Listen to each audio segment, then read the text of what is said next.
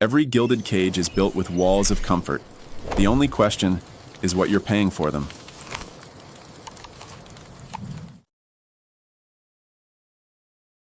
All right, let's talk about alchemy. When you hear that word, what's the first thing that pops into your head? For most of us, it's probably dusty old labs, maybe some bubbling potions, and of course, that legendary quest to make gold. But what if I told you there's a much deeper story here, one that's less about changing metal and way more about transforming ourselves? I mean, this is the classic image, right? You've got this robed figure, totally obsessed, hunched over a furnace, trying to turn worthless lead into shiny, precious gold. It's a powerful image for sure, full of secrets and, yeah, maybe just a little bit of madness. And let's be honest, this is the story that's been drilled into our heads by pop culture.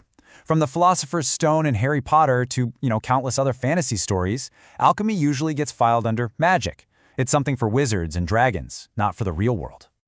But here's the question that just flips the whole thing on its head. What if all those bubbling concoctions, all those changing colors in the flask, what if that was all just a projection, a physical metaphor for something way more profound, something happening inside the alchemist?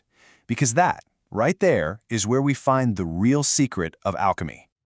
So, to unlock that secret, we've got to peel back all those layers of fantasy and myth.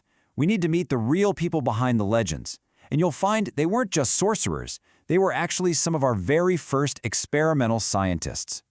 If you look at it historically, alchemy was this incredible mix. It was part early science, part deep philosophy about the nature of the universe, and it was all wrapped up in this really rich, mystical symbolism. It wasn't just hocus pocus, it was a complete way of looking at the world. And the people who practiced it, they were some of the biggest thinkers of their time. I mean, just look at this. You've got Roger Bacon, whose work with gunpowder literally changed the world.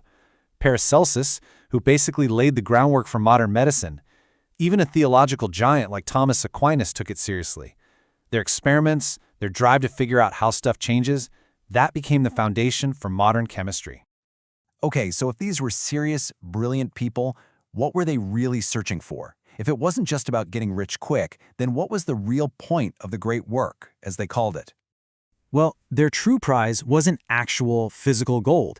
It was something they called the Philosopher's Stone. And the symbols they used for it weren't pictures of some magic rock. No, they were these beautiful images of perfection and rebirth, like this golden flower.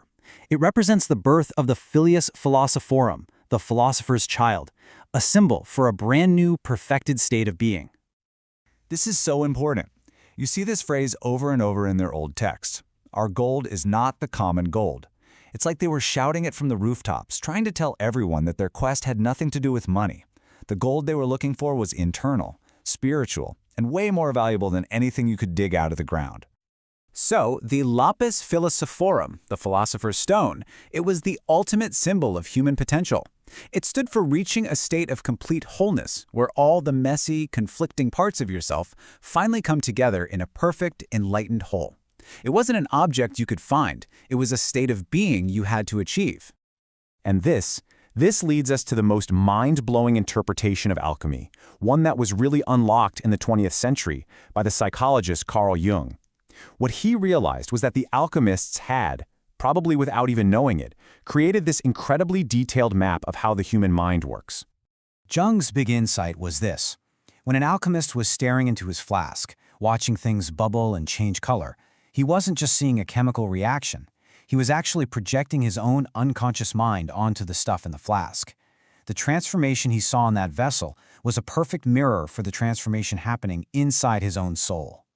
You can see this so clearly in their amazing artwork, like this image here. This is the conjunctio, the sacred marriage. This has nothing to do with chemistry. It symbolizes bringing together the great opposites inside your own mind, the conscious and the unconscious, the logical and the irrational, your light side and your shadow side. Bringing those two together, that was a huge step toward becoming whole.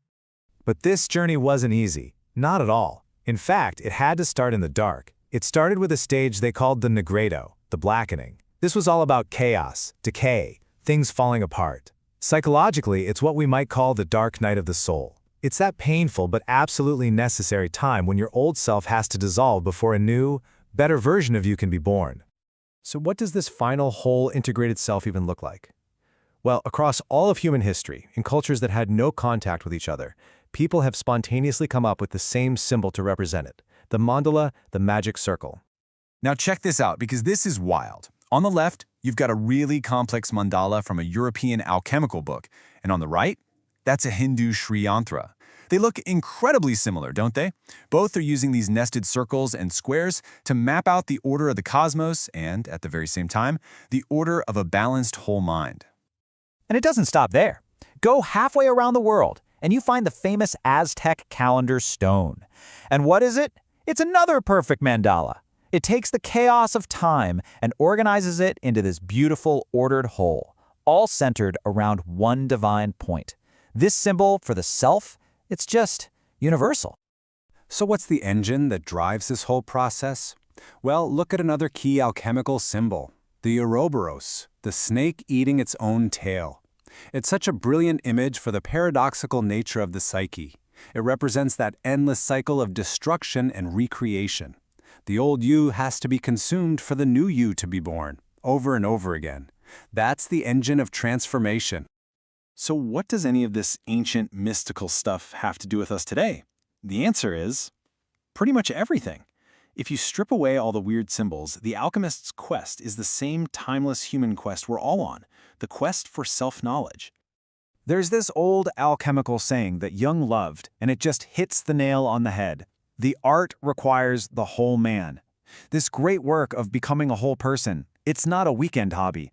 It demands total commitment. It asks you to show up with every single part of yourself. The good, the bad, the logical, the spiritual, all of it. And that really just leaves us with a final question to think about. The alchemists had their furnaces and their flasks. Those were the mirrors where they could see their own souls transforming. So the question for us is, what are ours? What are our modern crucibles? Is it our careers, our relationships, our art? Where in our own lives do we do the great work of turning the lead of our everyday experience into the gold of a fully realized self?